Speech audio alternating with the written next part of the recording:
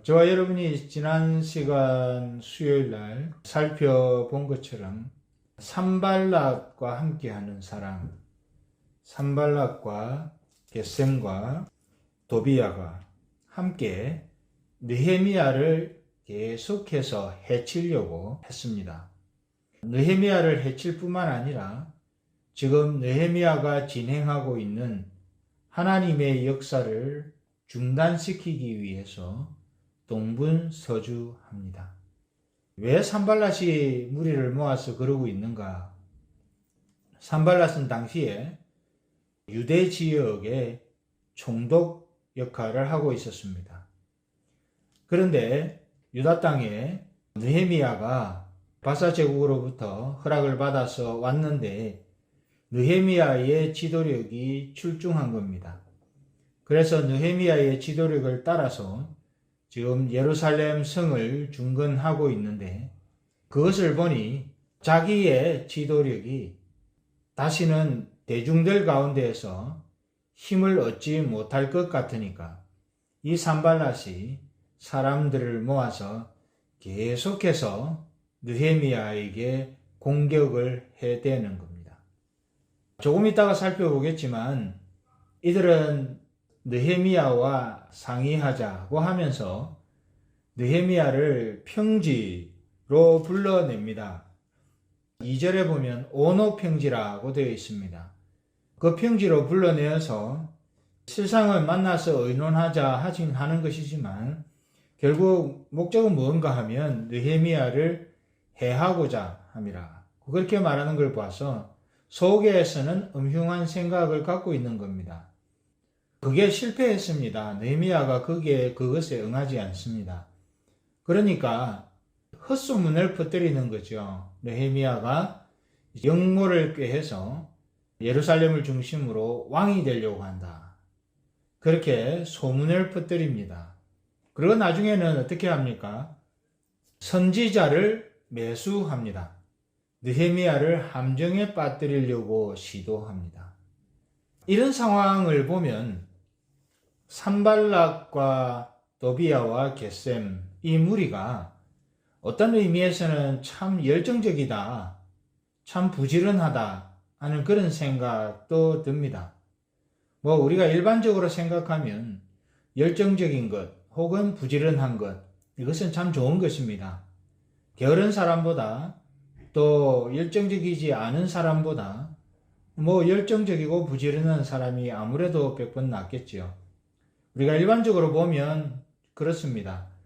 그런데 산발랏의 무리에게서 보여지는 그 열정, 그 부지런함은 우리가 일반적으로 생각하고 또 이해하는 그런 부지런함과 열정과 거리가 멉니다. 그들은 선하지 않은 일에 부지런했습니다. 선하지 않은 일에 열정을 품었습니다. 한 사람 느헤미야를 자기 욕심을 따라서 궁지에 몰아넣으려는 그 일에 부지런했습니다. 나아가서는 유다 공동체, 예루살렘 성을 중건하고 다시금 그 민족의 재건을 꿈꾸고 있는 유다 공동체를 힘들게 하고 공동체의 사명과 이 공동체를 향한 하나님의 뜻을 무너뜨리려고 하는 일에 열심히 있었습니다. 그리고 그 일에 부지런했습니다. 이유는 다름이 아니라 이들의 자기 개인적인 욕심이었습니다. 정치적인 입장을 고려한 그런 행동이었습니다. 그리고 한 번은 느헤미야를 제거하려는 산발랏의 계략에 넘어오지 않자 앞서 말씀드린 것처럼 여러 번 편지를 보내가지고 자기들의 뜻을 성취하려고 합니다. 그런데 그 편지를 보내도 반응이 없으니까 나중에는 역모의 소문이 널리 퍼지도록 가다가 모른 척하고 읽어볼 수 있도록 편지를 봉하지 않고 종을 시켜서 전달을 합니다. 그래도 안 되니까 나중에는 선지자를 매수해서 느헤미야를 곤경에 빠뜨리려고 합니다. 이 선지자도 문제네요. 이런 의도를 알고도 이 선지자가 돈을 받고 그 돈에 매여서 대가를 돌려줘야 된다고 생각을 하고 그 목적이 선하지 않은 것을 알면서도 산발랏을 중심으로 한 이 무리들의 그 계략에 넘어갑니다. 선지자가 매수를 당한 거죠. 그래서 느헤미야를 공경에 빠뜨리려고 했습니다. 이런 것을 보면 산발랏과 도비아와 게셈이 또 그 함께한 무리들이 대단히 참 열심히 있다는 생각은 하면서도 한편으로는 이런 열심을 선한 일을 위해서 품었다면 얼마나 좋을까 하는 생각이 듭니다. 느헤미야를 공경에 빠뜨리고 유다 공동체를 무너뜨리기 위해서 하는 것이 아니라 정말 선한 일에, 하나님 보시기에 아름다운 일에 이런 열심과 이런 부지런함을 품었다면 적어도 하나님께서 이들을 크게 쓰시지 않았겠는가 하는 생각, 그런 추측을 하게 됩니다. 그러나 이들은 그렇지 못하고 정말 악한 일에, 하나님의 역사와 대척을 이루는 일에 그들의 부지런함을 사용했고 그들의 열심을 품었던 것은 정말 하나님 보시기에 좋지 않은 그런 행동, 그런 경향이었음을 우리는 알 수 있게 됩니다. 현대의 많은 교회들은 열심히 있고 부지런한 사람들을 칭찬합니다. 열심히 봉사하면 참 대단하다, 처참 믿음이 있다 생각을 하는 것이죠. 또 열심히 헌신하면, 또 부지런하게 헌신하면 저 사람 영적으로 대단히 힘이 있다, 영적으로 정말 좋다, 그렇게 생각을 하고 칭찬을 합니다. 그런데 산발랏의 경우에 비추어 보면 열심히 있고 부지런하다는 것이 다 좋은 것은 아닌 것을 우리는 알 수 있습니다. 열심히 있고 부지런하다 하더라도 그것이 무엇 때문에 그렇게 하고 있는지, 또 그 열심을 품었으면 그 열심의 방향이 어디로 향하고 있는지가 중요한데, 그것이 하나님의 뜻과 배치되는 그런 모습, 그런 방향이라면 열심을 품고 부지런하다는 것이 무슨 의미가 있겠는가라는 생각을 하게 되기도 합니다. 방향이 어디로 가는가 하는 것이 중요한 것이죠. 그냥 우리가 하고 싶은 대로 하면서 하나님의 영광을 위한 것이다 라고 하는 것은, 오늘 이 산발랏과 도비아와 게셈의 행동을 보면 그것은 문제가 크다는 것을 생각하지 않을 수가 없습니다. 아무리 열정과 열심이 있고 합당한 자원들이 있다 하더라도 그것도 중요하지만 그 방향이 하나님의 뜻과 일치되지 않는다면 그 열심, 그 부지런함, 또 그 위에 가지고 있는 참 유용한 자원들, 그것이 하나님이 기뻐하시는 열매를 맺을 수 없을 뿐만 아니라 도리어 하나님을 대적하는 결과를 낳을 수 있음을 우리는 산발랏의 경우에서 명백히 볼 수 있습니다. 그렇기 때문에 우리가 늘 점검해야 할 것은 우리에게 열심이 있는가 하는 것이 다가 아니죠. 내가 얼마나 헌신을 하고 있는가 하는 것이 다가 아니죠. 그렇다고 열심을 품지 않는 것이 좋다, 부지런하지 않는 것이 좋다는 말이 아닙니다. 조금 전 말씀드린 것처럼 그 방향이 어떤가 하는 것이 중요한 것이죠. 그러므로 우리가 늘 점검해야 할 것은 주님의 방향과 일치되고 있는가 하는 것입니다. 하나 예를 들면 예수님을 십자가에 못 박은 무리들, 로마 군병들에 의해서 십자가에 못이 박혔습니다. 그런데 로마 군병들이 예수님을 십자가에 못 박도록 한 사람들이 누군지 아십니까? 제사장들, 바리새인들, 열심당원들, 그런 사람들이었습니다. 또 그럴 뿐만 아니라 이후에 예수님의 제자들과 성도들을 핍박하던 사람들이 누구입니까? 바리새인과 열심당원이었습니다. 이런 것을 보면 더더욱 분명합니다. 열심과 부지런함이 물론 중요하지만 그것이 다가 아니라는 것이죠. 어떤 방향으로 그 열심을 품고 행하고 어떤 방향으로 그 부지런함을 행사하는지가 중요하다는 것입니다. 그 열심과 부지런함 때문에 어떤 사람들은 예수님을 십자가에 못 박았고 그 열심과 부지런함 때문에 어떤 사람들은 예수님의 제자들, 성도들을 잡아 죽이는 일을 했습니다. 그것은 정말 우리가 열심히 있다고 칭찬할 만한 일이 아니지 않습니까?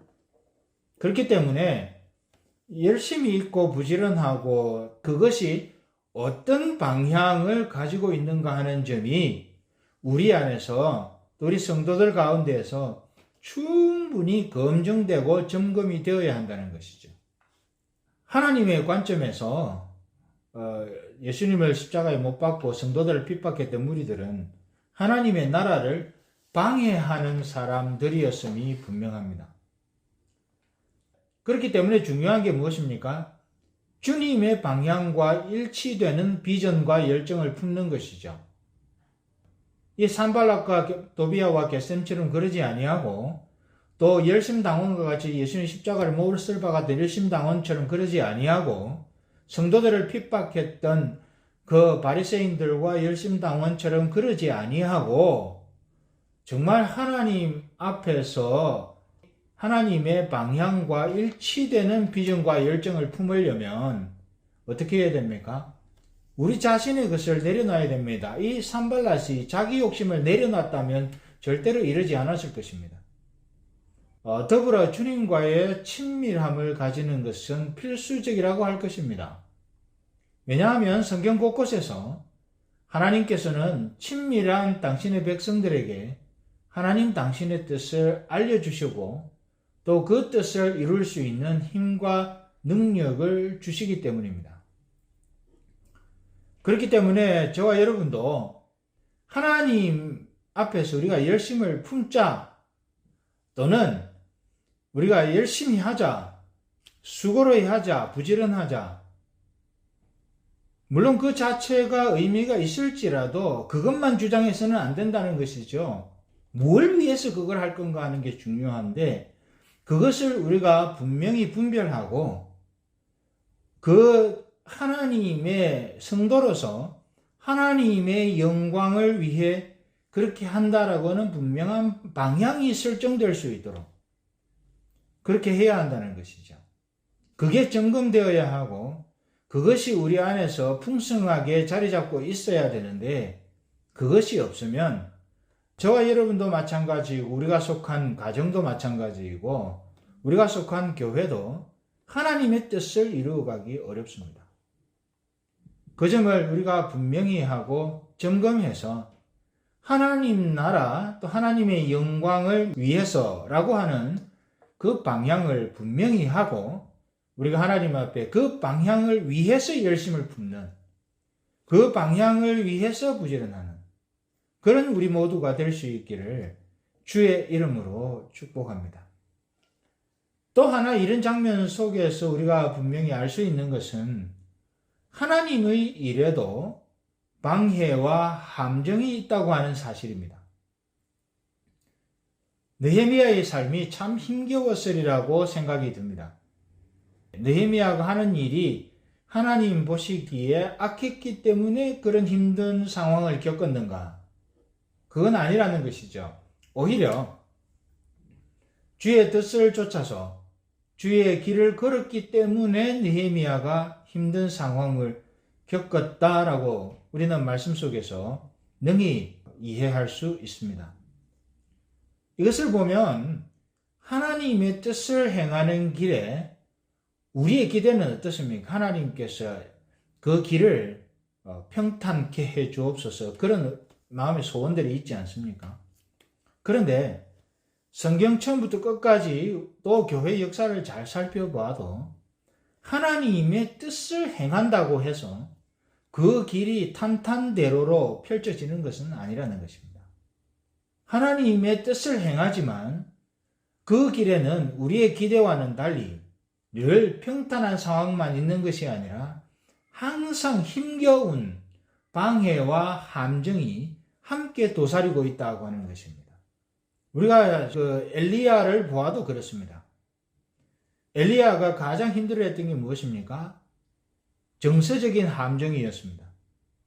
그 바알과 아세라 선지자들과 갈멜산에서 대결하고 정말 기적적인 승리를 일군 후에 그 이세벨의 그 협박 한마디에 마음이 무너져 내렸습니다. 그래서 도망을 가다가 로뎀나무 아래에서 나를 죽여달라고 그렇게 하나님 앞에 구하는 일이 있었지 않았습니까? 항상 그렇습니다. 그것이 하나님의 길이라면 엘리야 앞에 모든 것이 탄탄대로여야 했습니다. 그러나 우리는 그런 기대를 혹 할 수 있을지라도 그 일, 하나님의 일이 이루어지는 과정을 보면 항상 그 탄탄대로만 있는 것은 아니었다는 것이죠. 그래서 우리가 이해할 수 있는 것은 이 느헤미야도 마찬가지입니다. 예루살렘 성을 중건하는 일이 하나님께서 원하시는, 기뻐하시는 일이라면 왜 저렇게 어려운 일들이 순간순간 생기는가? 우리는 그렇게 생각할 수 있지만 그것이 이상한 일이 아니라 그것이 일반적인 현상이라고 하는 사실을 우리는 기억해야 한다는 것이죠. 하나님의 일을 한다고 해서 어려움이 없는 것은 아니다라는 말입니다. 많은 경우 사람들이 심각한 방해들이 앞길을 가로막으면 그것을 하나님이 원하시지 않기 때문에 하나님이 그 길을 막으신다고 생각합니다. 어떤 분들은 하나님 앞에 내가 선교사로, 목사로 아니면 전도자로 헌신하는 분들이 세상에서 다른 직업을 가지고 계시다가 그렇게 헌신하는 분들이 간혹 그런 고백을 하지요. 물론 그것이 틀렸다는 이야기는 아닙니다. 하는 일마다 안 되더라는 것이죠. 반대로 하는 일이 잘 되면 헌신할 생각을 잘 안 하지요. 무슨 생각을 한다는 이야기입니까? 우리는 기본적으로 어떤 일들을 해나갈 때, 사역들을 해나갈 때에 심각한 방해들이 앞길을 가로막을 때가 있습니다. 그것을 하나님이 원하시지 않기 때문에 하나님이 그 길을 막으신다고 생각을 그때에는 그렇게 생각을 하는 경우가 많습니다. 그래서 그런 방해들 혹은 일반적으로 어떤 어려움이 있을 때에는 고민하다가 하나님의 뜻이 아니라고 생각하고 그 방향을 돌이키는 경우가 참 많습니다. 호기롭게 시작했는데 어려운 일이 생기면 하나님께서 이것을 원하지 않으시는구나 해서 그 일을 중단한다는 겁니다. 물론 이와 같이 그러한 방해와 어려움을 통해서 하나님이 방향을 돌이키도록 하는 경우도 있습니다. 그런 어떤 방해를 또 힌드런스를 하나님이 만드셔서 그 일이 계속 진행이 되지 않도록 하는 경우도 현실적으로 있습니다. 그런데 오늘 말씀은 항상 그렇지가 않다는 것을 우리에게 보여줍니다. 하나님의 일이 진행되는 과정에서 하나님의 일이기 때문에 모든 것이 물 흐르듯이 이루어지지 않고 방해와 함정이 반드시 동반되는 경우가 있다라고 하는. 그런데 중요한 것은 이런 경우에 오늘 말씀에서 보듯이 방해와 함정이 사람의 관점에서 또 사람의 방향으로부터 파괴적인 목적을 가지고 오는 수도 있다는 점을 우리는 꼭 기억해야 합니다. 이것은 대단히 중요합니다. 자, 그러면 우리에게 한 가지 질문이 생기지 않습니까? 우리가 선한 일, 하나님이 기뻐하시는 일을 추구하고 있음에도 어떤 이런 종류의 방해와 어려움이 생길 때에 우리는 과연 어떻게 대처를 해야 되는가 하는 것입니다. 물론 세밀하게 어떻게 해야 한다, 저렇게 해야 한다 라고 구체적으로 말하기는 어렵습니다. 그런데 큰 틀에서 우리가 어떻게 해야 할지 말씀의 기준에서 생각해 보는 것은 우리에게 유익할 것입니다. 마태복음 10장 16절을 한번 보겠습니다. 마태복음 10장 16절을 보면 주님께서 제자들, 전도자들을 파송하시면서 이렇게 말씀하십니다. 16절을 제가 봉독해 드리겠습니다. 보라, 내가 너희를 보냄이 양을 이리 가운데 보냄과 같도다. 그러므로 너희는 뱀같이 지혜롭고 비둘기같이 순결하라. 여기 예수님의 말씀을 보면 전도자를 파송하는데 예수님께서 먼저 무슨 말씀을 하시는 거 하니 전도자들을 세상으로 보내는 것이 양을 이리 가운데 보내는 것 같다고 말합니다. 그만큼 격렬한 반대와 또 공격이 있을 수 있다는 것을 지금 말씀하고 계시는 것입니다. 호락호락하지 않다는 겁니다. 그런데 그런 상황을 만나는 전도자들이 갖추어야 할 자격, 개인적인 캐릭터, 그 자격이 있음을 그 다음에 이어서 말하고 있습니다. 그러므로 너희는 뱀같이 지혜롭고 비둘기같이 순결하라. 이 말은 하나님과 사람 앞에서 진실하고 순결하되 하늘 지혜로 무장해야 된다는 말입니다. 지금 느헤미야도 산발랏의 무리들로 인해서 만들어지는 방해와 어려움에 대해서 느헤미야가 보여주는 태도가 우리를 주목하게 만듭니다. 느헤미야가 어떤 태도를 보여줍니까? 2절과 3절을 일단 제가 봉독해 드리겠습니다. 산발락과 게셈이 내게 보내어 이르기를 오라 우리가 오노 평지 한 촌에서 서로 만나자 하니 지금 산발락과 게셈이 사람을 보내가지고 오노라는 이름을 가진 평지에서 좀 만나자라고 이야기를 하는데 그 만나자라고 하는 그 산발락과 게셈의 전가를 받고 이 느헤미야가 무슨 생각을 합니까? 이것은 나를 해하고자 하는 것이다 라고 직감적으로 느낍니다. 그래서 3절에 내가 곧 저희에게 사자들을 보내 이르기를 내가 이제 큰 역사를 하니 내려가지 못하겠노라. 어찌하여 역사를 떠나 정지하게 하고 너희에게로 내려가겠는가. 내가 어떻게 너희들이 부르지만 내가 어떻게 하던 일을 관두고 이 중단하고 거기까지 가서 너희를 만날 수 있겠나. 나는 바빠서 못 간다. 이 이야기입니다.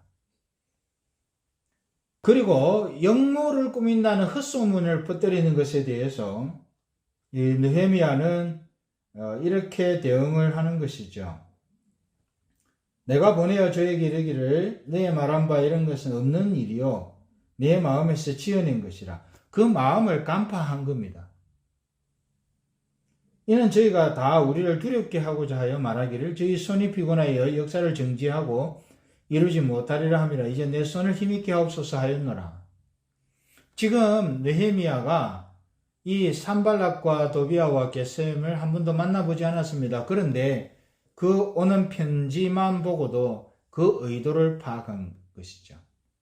그리고 나중에 선지자를 매수해서 감정에 빠뜨리려고 하는 것에 대해서 느헤미야는 이렇게 대응하지요. 11절입니다. 내가 이르기를 나 같은 자가 어찌 도망하며 나 같은 몸이면 누가 외소에 들어가서 생명을 보존하겠느냐. 나는 들어가지 않겠노라 하고. 그래가지고 12절입니다. 깨달은즉 저는 하나님의 보내신 바가 아니라 도비야와 산발랏에게 뇌물을 받고 내게 이런 예언을 함이라. 한 번도 본 적 없지만 다 그 속마음을 간파하고 있었다는 이야기입니다. 그런데 그 속마음을 간파하고 있었던 느헤미야의 배경에는 느헤미야가 하나님과 친밀한 교제, 하나님과의 친밀한 기도, 그것이 배경이 되고 있음을 우리는 9절에서 또한 볼 수 있습니다. 이 세 가지 경우를 보면 느헤미야가 세밀한 지혜와 판단력을 가지고 응대하고 있음을 알 수 있습니다. 특징이 무엇입니까? 느헤미야가 감정적 대응을 하지 않았다는 겁니다. 느헤미야가 그 산발락과 게셈이 보낸 사람들을 그냥 잡아서 죽여버릴 수도 있었습니다. 그런데 느헤미야는 그러지 않았습니다. 감정적인 대응을 하지 않고 느헤미야는 하나님 앞에 기도하면서 하나님의 지혜를 가지고 그 일을 하나하나 처리해 갑니다. 하나하나 대응해 갑니다. 그렇기 때문에 여러분, 우리가 하나님의 일을 하는 백성들, 하나님의 역사를 감당해야 될 백성들이 하나님의 일을 함에도 불구하고 여러 가지 함정과 방해와 어려움들이 있을 수 있는데 그 어려움들, 함정, 방해, 공작 그런 것을 만날 때에 우리가 어떻게 처신해야 되는지에 대해서 지금 느헤미야는 그런 점을 좀 보여주는 건데, 그것이 마태복음 10장 16절에 있는 대로 뱀같이 지혜롭고 비둘기같이 순결하는 것입니다. 느헤미야가 딱 그런 모습을 가지고 산발락과 도비아와 겟셈의 도전을 대응을 하고 있는 겁니다. 그렇기 때문에 여러분, 주의 일꾼은 순결해야 하지만 순진해서는 안 됩니다. 순결하고 순진하고 헷갈리지 않아야 합니다. 순결해야 하는 것은 맞습니다. 그러나 순진해서 앞뒤 분간을 못하는 것은 맞지 않습니다. 저도 개인적으로는 순결함을 추구하지만 순진하지 않으려고 하는 수고와 노력을 합니다. 악한 세력을 물리칠 지혜와 용기가 있어야 합니다. 뱀같이 지혜롭고 비둘기같이 순결하라는 주의 명령이 우리에게 이루어지도록 해야 합니다. 그리하여 온갖 방해와 어려움을 뚫고 하나님의 뜻을 이루어드리는 그런 저와 여러분들이 될 수 있어야 합니다. 다시 한번 말씀을 드립니다마는 우리는 순결해야 하지만 순진해서는 안 됩니다.